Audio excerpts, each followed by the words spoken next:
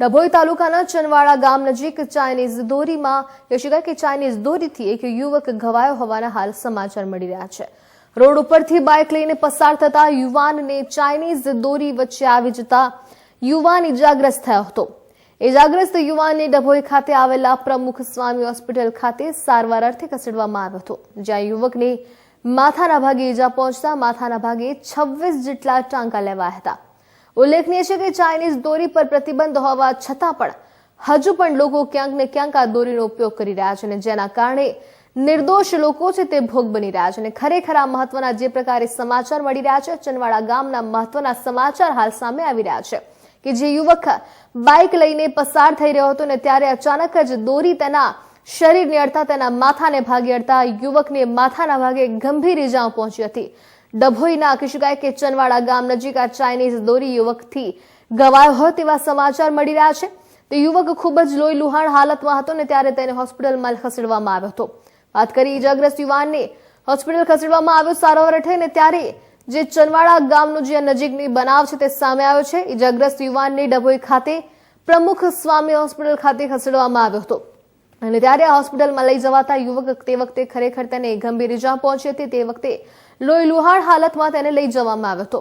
સરકાર તરફથી ઉત્તરાયણ પહેલા અને હજુ પણ જે પ્રકારની ગાઈડલાઇન્સ આપવામાં આવી રહી હતી કે ચાઇનીઝ દોરીનો ઉપયોગ ન કરવો, જેનાથી ના માત્ર પક્ષી અને પશુઓ પણ જે માણસો છે તે પણ ભોગ બની રહ્યા છે, નિર્દોષ લોકો ભોગ બની રહ્યા છે, અને હજુ પણ ક્યાંક ને ક્યાંક જે ચાઇનીઝ દોરી છે તેનો ઉપયોગ થઈ રહ્યો છે, અને જેના કારણે આવા જ જે નિર્દોષ માણસો છે તે ભોગ બની રહ્યા છે। અને તેઓ જ દ્રશ્યો આપ ટીવી સ્ક્રીન પર જોઈ રહ્યા છો કે જે યુવક છે તે રસ્તા પરથી પસાર થઈ રહ્યો હતો, તેને BAPS હાલ પ્રમુખ સ્વામી કહી શકાય કે હોસ્પિટલમાં દાખલ કરાયો છે। તે યુવકને માથાના ભાગે દોરી વાગતા તેને માથાના ભાગે 26 જેટલા ટાંકા લેવા પડ્યા હતા।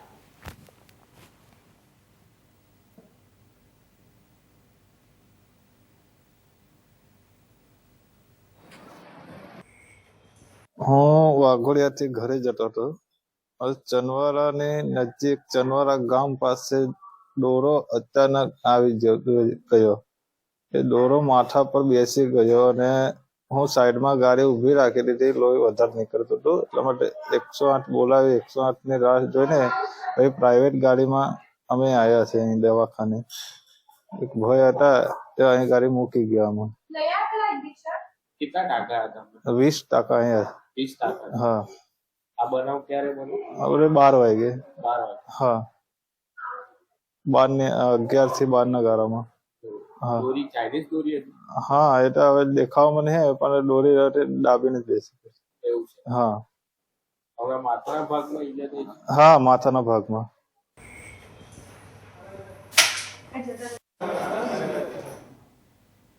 તાપી વાલોડ